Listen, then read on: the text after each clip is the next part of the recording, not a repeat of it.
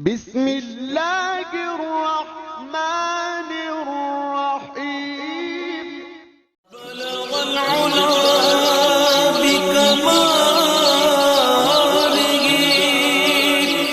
کشف الدجى بجماله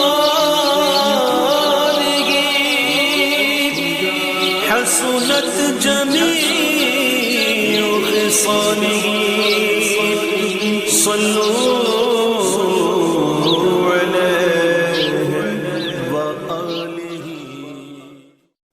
بسم اللہ الرحمن الرحیم مولا صلی وسلم دائما ابدا علی حبیبک خیر الخلق کلہم۔ تمام دیکھنے چاہنے اور سننے والوں کو السلام علیکم ورحمۃ اللہ وبرکاتہ۔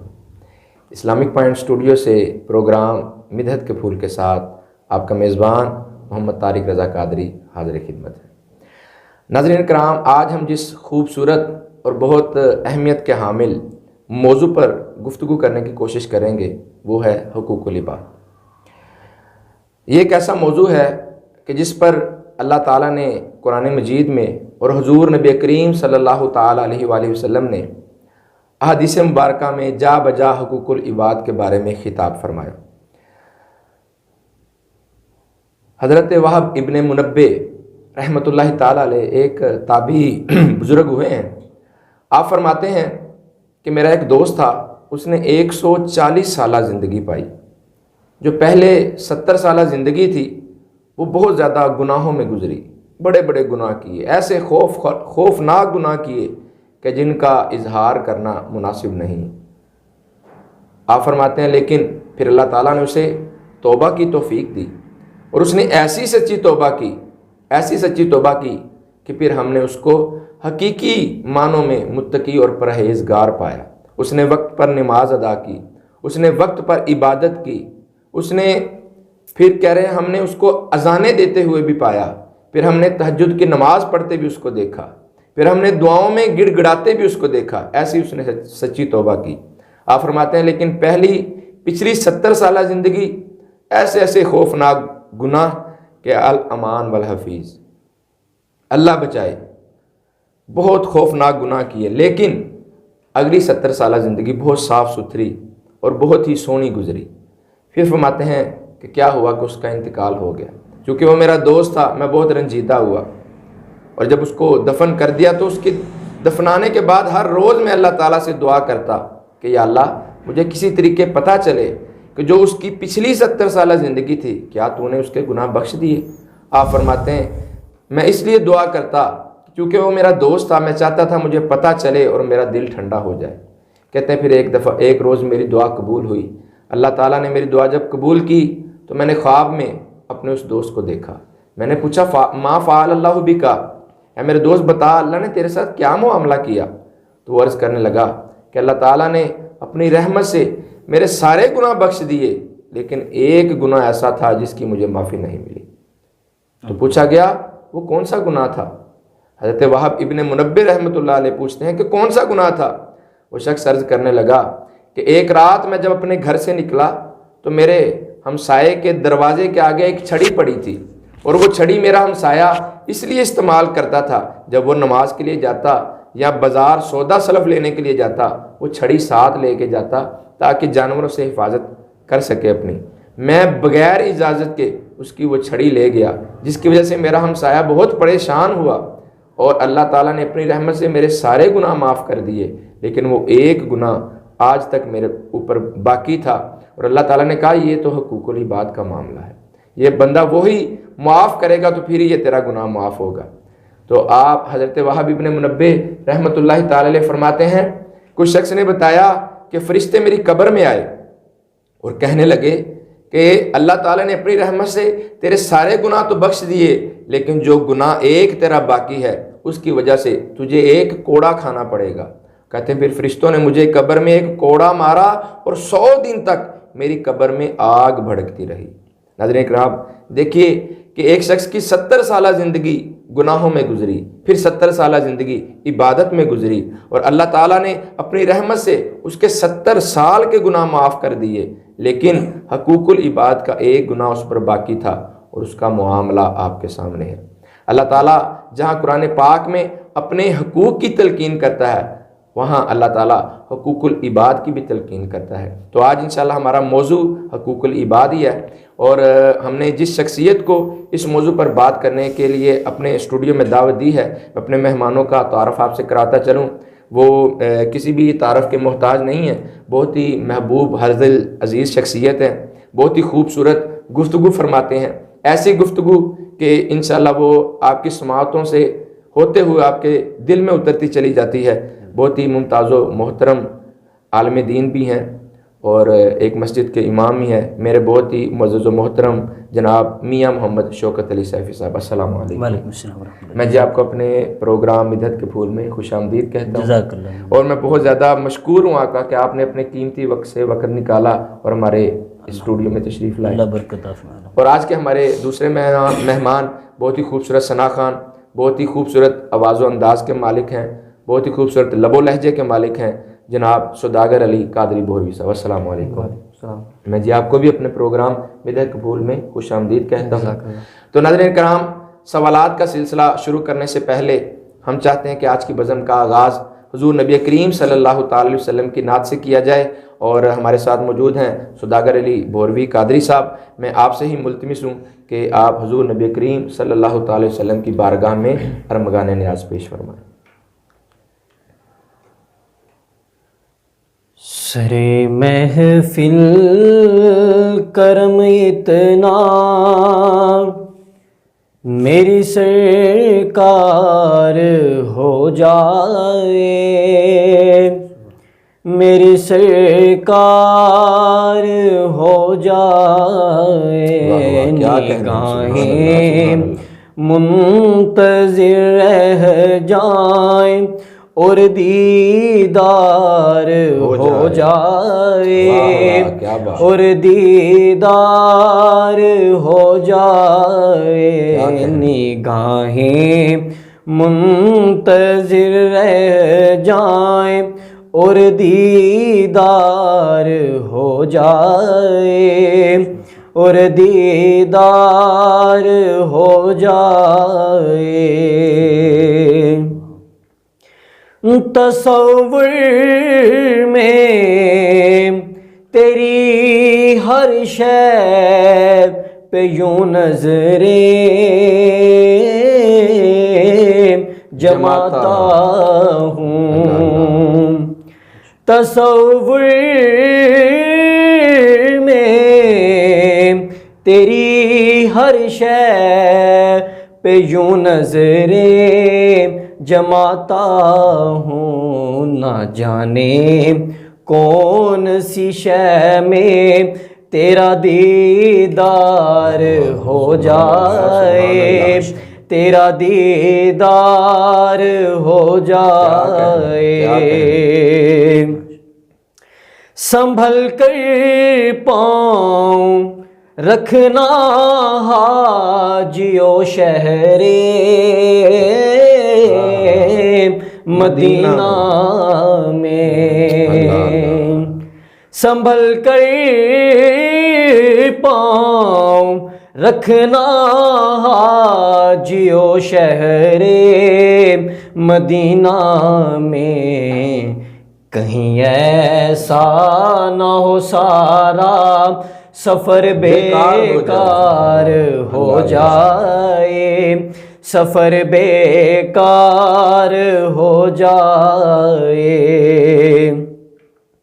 حبیب اس حال سے بھی اب تر حال زار ہو اپنا، کہ جو ہونا ہو سو ہو جائے مگر دیدار ہو جائے، مگر دیدار ہو جائے، جو ہونا ہو سو ہو جائے مگر دیدار ہو جائے، مگر دیدار ہو جائے، نگاہیں منتظر رہ جائیں اور دیدار ہو جائے، اور دیدار ہو جائے۔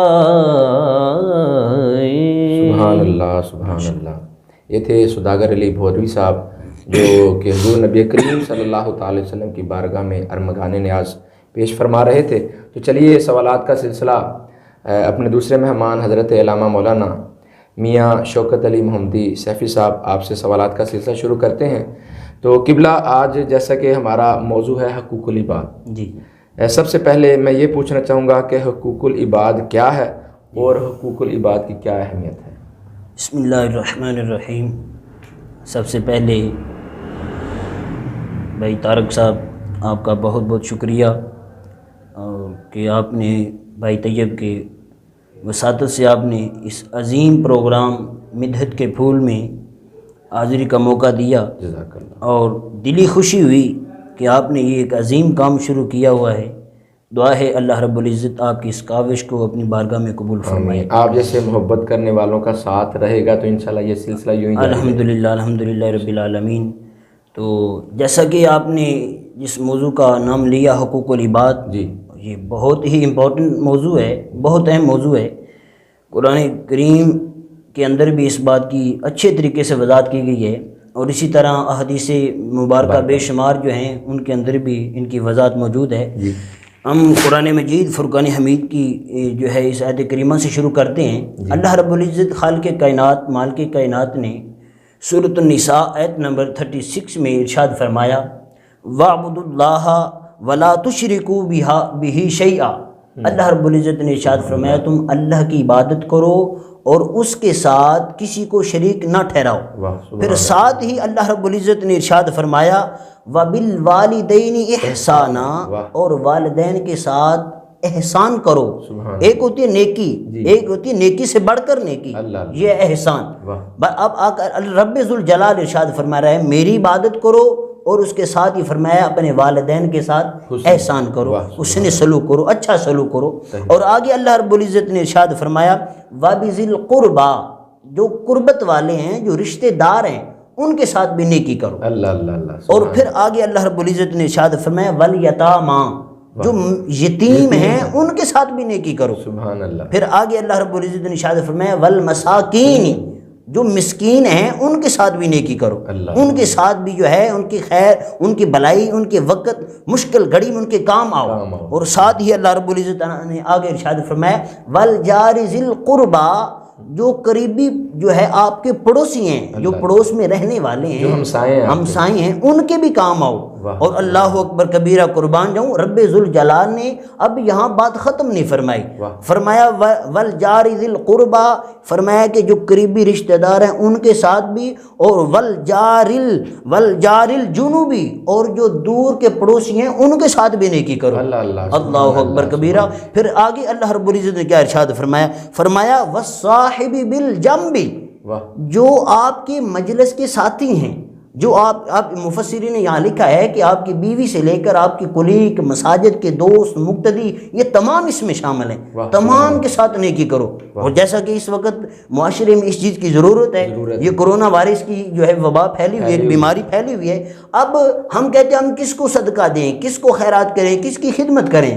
قرآن کا مطالعہ کیا جائے ساری چیزیں سامنے آ جاتی ہیں۔ اب تو جیسے کرونا کی وبا آئی ہے، اب تو حقوق العباد کا اور زیادہ خیال رکھنا جی بالکل اس طرح۔ اب آگے اللہ رب العزت نے ارشاد فرمایا وابن السبیل، جو مسافر ہے اس کے ساتھ بھی نیکی کرو۔ اللہ اکبر کبیرہ۔ اب آگے اللہ رب العزت نے ارشاد فرمایا وما ملکت ایمانکم، جو تمہارے غلام ہیں ان کے ساتھ بھی نیکی کرو۔ اور آج ہم نے غلاموں کو بالکل جو ہے ان کی کوئی عزت نہیں ہے، ان کو گالی گلوچ بہت کچھ ہم کہہ جاتے ہیں، میں کچھ کہنا نہیں چاہتا، اتنی جو ہے بےہودہ گالی، بہت کچھ الفاظ ہم ان کے بارے میں بول جاتے ہیں۔ حالانکہ غلاموں کے بارے میں اللہ رب العزت نے قرآن میں ارشاد فرمایا وما ملکت ایمانکم، اپنے غلاموں کے ساتھ بھی نیکی کرو، ان کے ساتھ بھی اچھائی کے ساتھ پیش آؤ، پیار کے ساتھ ان کے ساتھ گفتگو کرو۔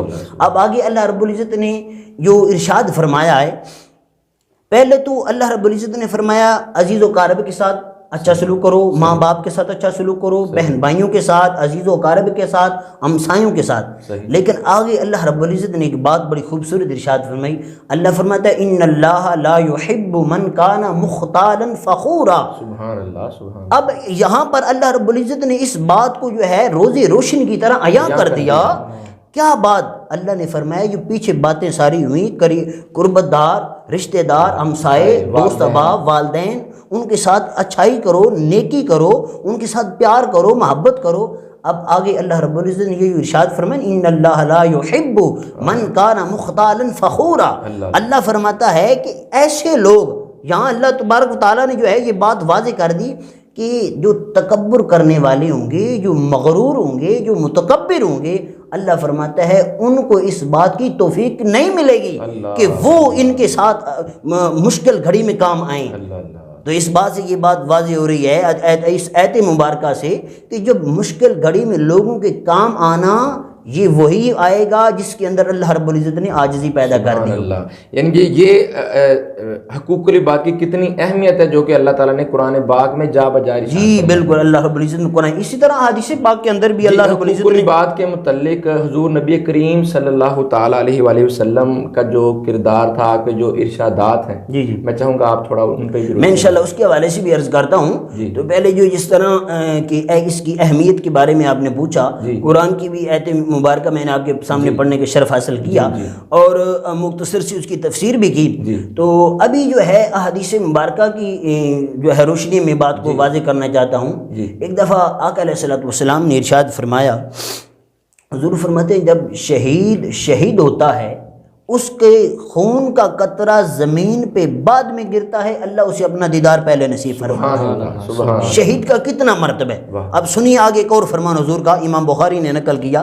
میرے لجپا نبی ارشاد فرماتے ہیں کہ جب شہید کا پہلا خون کا قطرہ زمین پہ گرتا ہے تو اللہ رب العزت ارشاد فرماتا ہے فرشتوں اس کے لیے جنت کے سارے دروازے کھول دو، سارے دروازے کھول دو.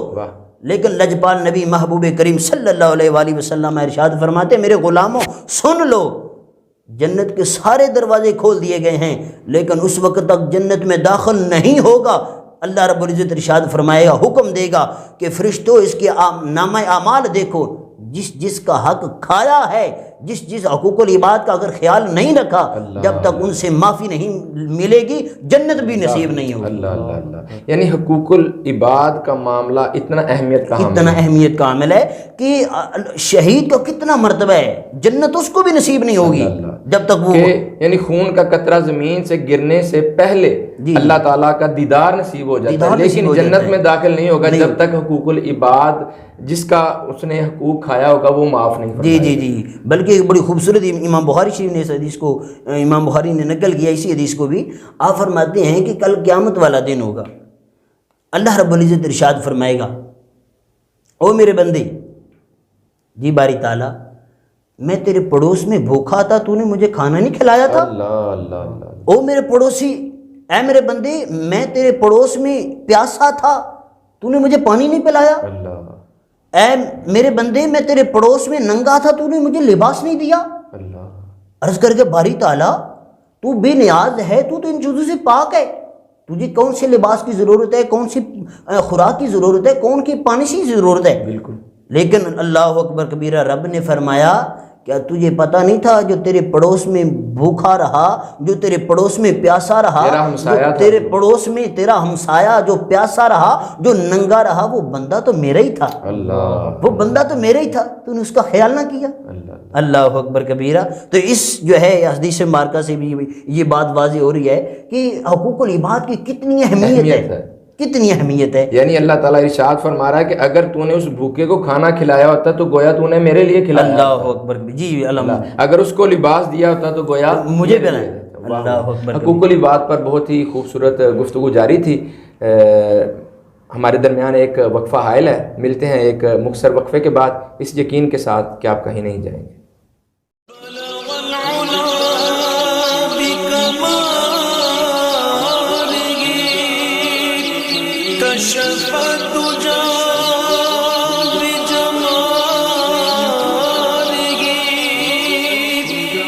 حسنت جميع وإرصاله صلوا عليه وآله. جی ناظرین، وقفے کے بعد ہم دوبارہ آپ کو خوش آمدید کہتے ہیں، اور جیسا کہ آپ کو معلوم ہے کہ آج ہمارا موضوع ہے حقوق العباد، اور ہم نے جس شخصیت کو اپنے پروگرام میں دعوت دی ہے میاں محمد شوکت علی محمدی سیفی صاحب، ان سے خوبصورت گفتگو جاری تھی، تو دوبارہ جہاں سے ہم نے یہ سوالات کا سلسلہ چھوڑا تھا وہاں سے ہی شروع کرتے ہیں۔ قبلہ میں آپ سے یہ پوچھنا چاہوں گا کہ والدین کے جو حقوق ہے ارشاد باری تعالیٰ اور حضور نبی کریم صلی اللہ تعالی وسلم کے ارشادات کی روشنی میں آپ بھی کچھ اس پر اظہار خیال فرمائیں۔ جی، جیسا کہ میں نے ابھی پہلے آیت کریمہ میں پڑھا، اللہ رب العزت نے ارشاد فرمایا وبالوالدین احسانا، والدین کے ساتھ احسان کرو، اچھا سلوک کرو۔ اور اسی طرح حدیث پاک میں آتا ہے کہ آقا علیہ السلام کی بارگاہ میں ایک شخص حاضر ہوا تو عرض کرتا ہے یا رسول اللہ صلی اللہ علیہ وآلہ وسلم، میں جہاد پہ جانا چاہتا ہوں۔ اللہ تو محبوب کریم صلی اللہ تعالیٰ علیہ وآلہ وسلم نے ارشاد فرمایا کیا تیری اماں جان ہیں؟ اللہ عرض کی جی یا رسول اللہ اماں جان ہیں۔ فرمایا جا اماں جان کی خدمت کر، میدان میں جنگ لڑنے والا جو مجاہد ہے جتنا اس کو ثواب ملے گا، تجھے گھر بیٹھے ماں کی خدمت کی وجہ سے اللہ گھر میں اتنا ثواب عطا فرمائے۔ یہ ماں کی خدمت یہ حقوق الوالدین میں ہے، حقوق الوالدین میں شامل ہے۔ اور اسی طرح آج اس معاشرے میں بات کی طرف اشارہ کرنا چاہتا ہوں، ہم میں کچھ ایسے نوجوان طبقہ جو کہ ایک جاہل نعت خوان سے سن کے جو ہے انہوں نے ماں کو تو پکڑ لیا کہ ماں کے قدموں کے نیچے جنت ہے، لیکن باپ کو چھوڑ دیا۔ میں بات کو واضح کرنا چاہتا ہوں کہ ماں کے قدموں کے نیچے جنت ضرور ہے، لیکن یاد رکھنا جنت ماں کے قدموں میں ہے، خدمت کرو گے جنت ملے گی، لیکن باپ جنت کا دروازہ ہے، دروازہ کھلے گا تو جنت میں جاؤ گے، دروازہ نہیں کھلے گا جنت میں کیسے جاؤ گے؟ حدیث پاک عرض کرتا ہوں، لجپال نبی محبوب کریم صلی اللہ تعالی علیہ وآلہ وسلم نے ارشاد فرمایا، حضور فرماتے ہیں رضا ربی فی رضا الوالدی وسخط ربی فی سخط الوالدی۔ میرے آقا فرماتے ہیں باپ کی ناراضگی رب کی ناراضگی ہے اور باپ کی رضا رب کی رضا ہے۔ سبحان اللہ، پتہ چلا باپ راضی ہو گیا تو رب راضی ہے، اگر باپ ناراض ہے تو رب بھی ناراض ہے۔ تو جب رب ناراض ہے جنت ملے گی؟ کیسے ملے گی؟ یہی حقوق العباد میں یہ بات شامل ہے۔ اس حدیث پاک سے پتہ چلا کہ حقوق العباد یہ ہیں کہ اپنے باپ کا بھی ادب و احترام کرنا ہے اور اپنی والدہ محترمہ کا بھی ادب۔ سبحان اللہ، سبحان۔ حقوق العباد کے بارے میں صحابہ کرام کا کیا کردار رہا ہے، اس پہ بھی آپ جی بہت پیارا کوشچن آپ نے کیا صحابہ کرام، کیونکہ آقا علیہ السلام نے ارشاد فرمایا کہ اصحابی کالنجوم فبأیہم اقتدیتم اہتدیتم، کہ تمام صحابہ ستاروں کی مانند ہیں، جس کی بھی پیروی کرو گے ہدایت پا جاؤ گے۔ اب یہ آقا علیہ السلام کے صحابہ کرام کے نقش قدم پر چلیں گے تو جنت ملے گی۔ حضرت عبداللہ بن عباس رضی اللہ تعالی عنہ، اب یہ امام الانبیاء تاجدار کائنات محبوب کریم صلی اللہ تعالی علیہ وآلہ وسلم کے چچا زاد بھائی ہیں۔ آپ مسجد میں اعتکاف بیٹھے ہوئے تھے تو ایک شخص آیا، آ کر عرض کرتا ہے کہ حضور فلاں شخص کا میں مقروض ہوں، فلاں کا میں نے قرض دینا ہے، لیکن وہ حضور بہت مجبور کر رہا ہے، اب مجھے مہلت بھی نہیں دے رہا، لیکن حضور مجھے پتہ ہے وہ آپ سے بڑا پیار کرتا ہے، آپ سے بڑی محبت کرتا ہے، آپ سے بڑی شفقت کرتا ہے، حضور اگر آپ اس کو جا کر کہہ دینا تو پھر وہ مجھے ضرور اور مہلت دے دے گا۔ صحیح، لیکن حضور میں نے آپ کو کہنا نہیں، کیوں؟ اس لیے کہ آپ اعتکاف بیٹھے ہو۔ اللہ اکبر۔ یہاں پر میں ان دنیا دار جو M P A M N A لوگ ہیں ان کو یہ بات پہنچانا چاہتا ہوں، ان کو یہ بات بتانا چاہتا ہوں، سنو صحابہ کا کردار کیا تھا۔ حضرت عبداللہ بن عباس رضی اللہ تعالیٰ عنہ محبوب کریم صلی اللہ علیہ وآلہ وسلم کے چچا زاد بھائی، آپ نے اس شخص کو بازو سے پکڑا اور پکڑ کر مسجد سے باہر چلے گئے۔ جب باہر گئے وہ شخص عرض کرتا ہے کہ حضور آپ تو اعتکاف کی حالت میں تھے، سنیے جو کرسی والے ہیں جن کو یہ سیٹیں ملی ہوئی ہیں، سنو۔ صحابہ کرام حضرت عبداللہ بن عباس رضی اللہ تعالیٰ عنہ کی بارگاہ میں عرض کرتے ہیں حضور آپ تو اعتکاف میں بیٹھے ہوئے تھے، اعتکاف ٹوٹ گیا۔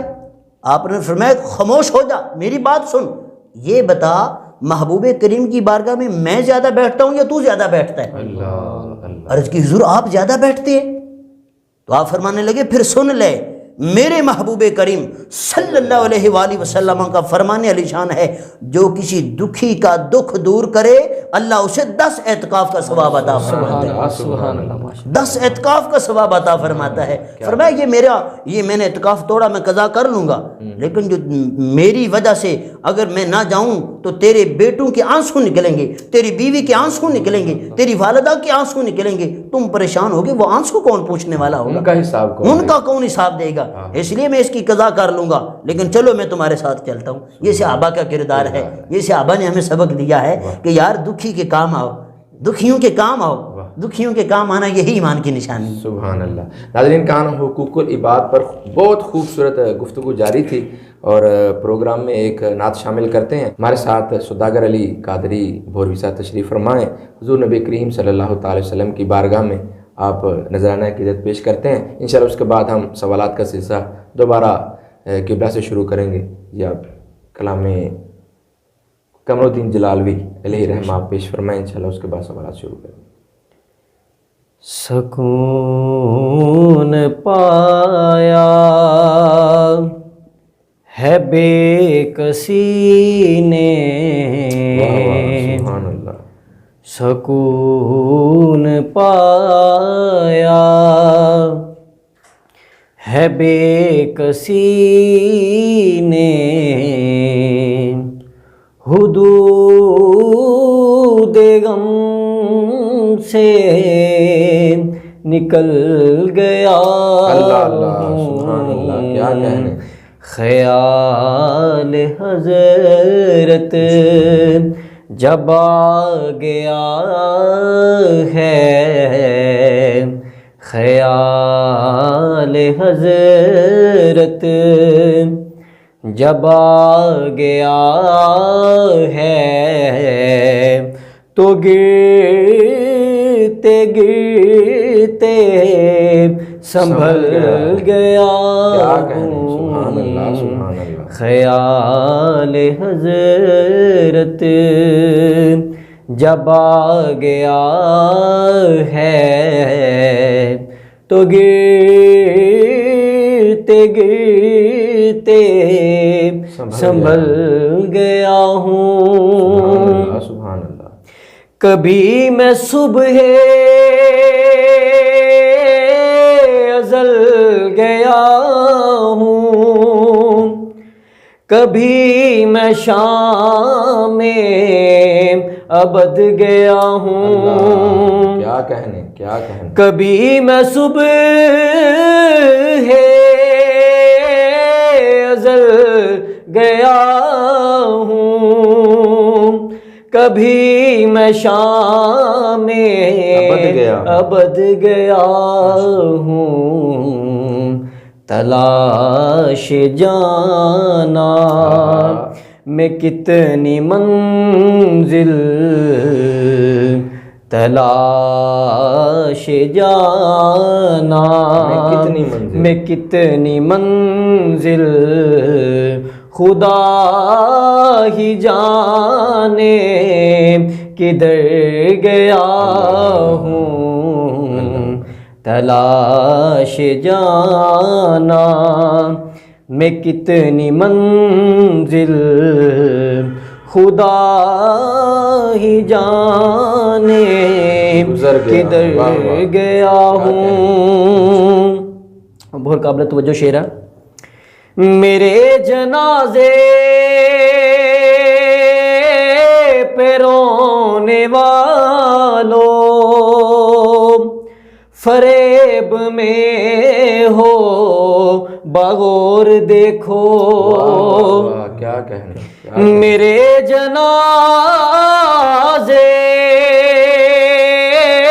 پہ رونے والوں، فریب میں ہو بغور دیکھو، کہ مرا نہیں ہوں غم نبی میں، مرا نہیں ہوں غم نبی میں، لباس سے ہستی بدل گیا ہوں، کیا کہنے مرا نہیں ہوں غم نبی میں لباس ہستی بدل گیا ہوں، سبحان اللہ۔ بفیض حسان ابن ثابت برنگ نعت رسول رحمت، سبحان اللہ۔ بفیض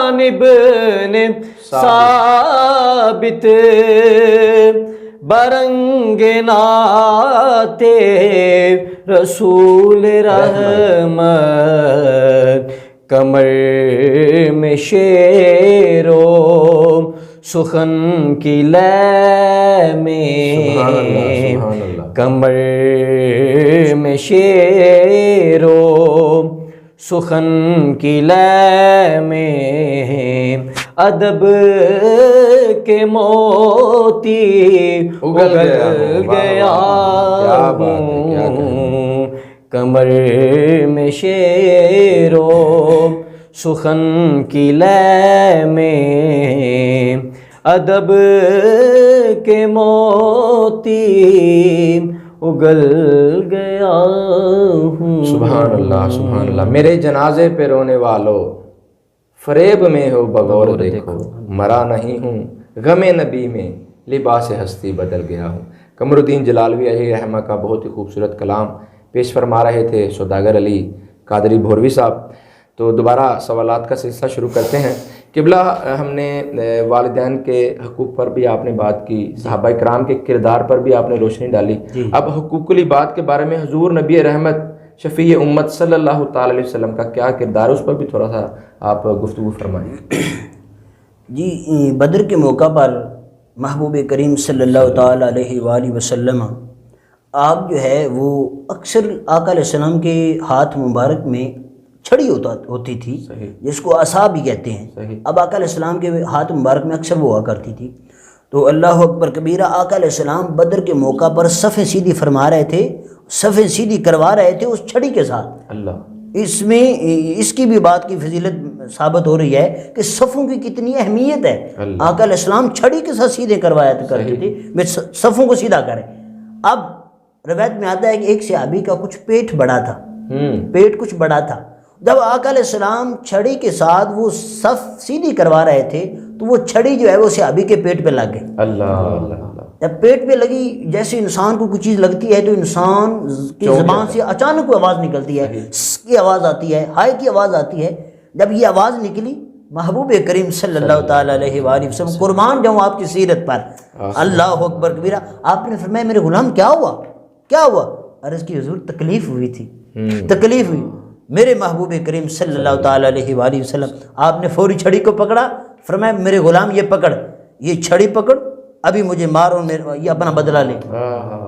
محبوب کریم امام الانبیاء تاجدار کائنات خود ارشاد فرما رہے ہیں، جناب جنہوں نے جنت تقسیم کرنی ہے، جنہوں نے ہم سب گنہگاروں کی سفارش کرنی ہے، وہ فرما رہے ہیں کہ یہ پکڑ چھڑی اور مجھ سے بدلہ لے۔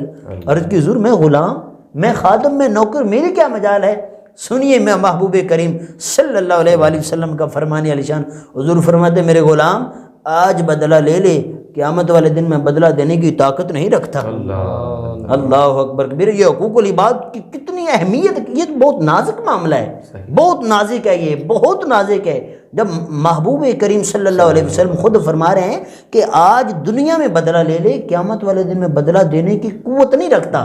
لیکن جیسا کہ میں نے عرض کیا تھا پہلے، اللہ رب العزت نے ارشاد فرمایا تھا ان اللہ لا يحب من کان مقتولا فخورا، فرمایا کہ اسی کی قبول ہوگی اور اسی کا اللہ رب العزت اسی کو اس چیز کا اتفاق دے گا، اسی کو اللہ رب العزت جو ہے اس چیز کی توفیق دے گا کہ جو بندہ جس کے اندر عاجزی ہوگی، انکساری ہوگی، لیکن جس کے اندر تکبر ہوگا اللہ رب العزت اس کو یہ چیز عطا نہیں فرمائے گا۔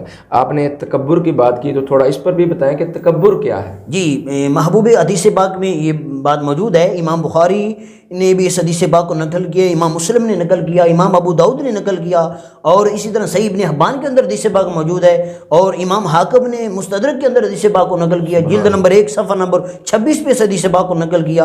آقا علیہ السلام نے ارشاد فرمایا کہ اے میرے غلاموں، جس کے اندر ایک تکبر پایا جائے گا رائی کے دانے کے برابر بھی، فرمایا وہ جنت میں داخل نہیں ہوگا۔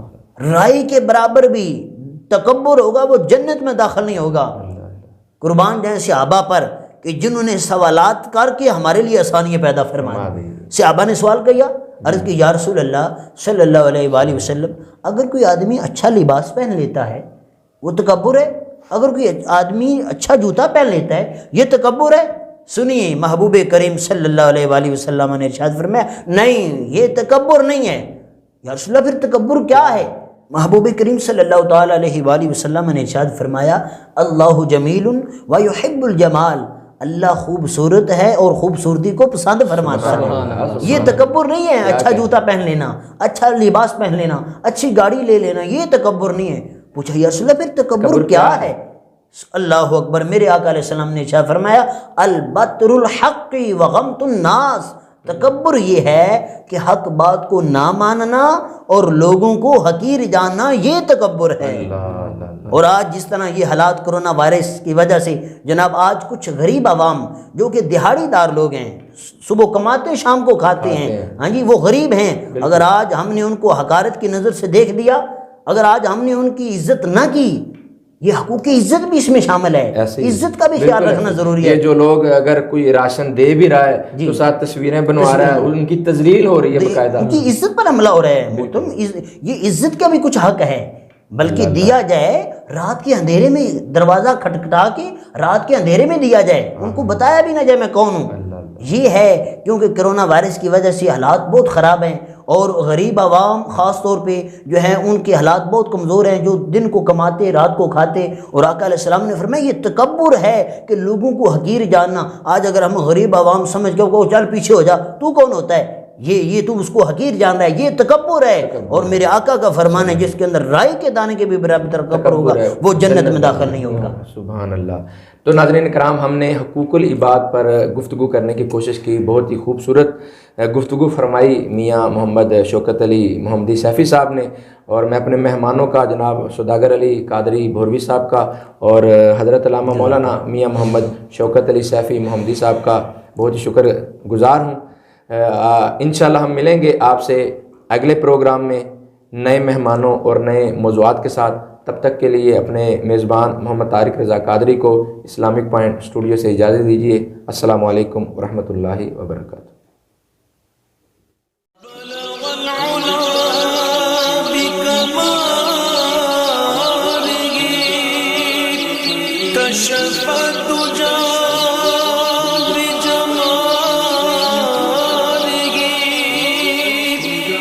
حسنت جميع خصاله صلوا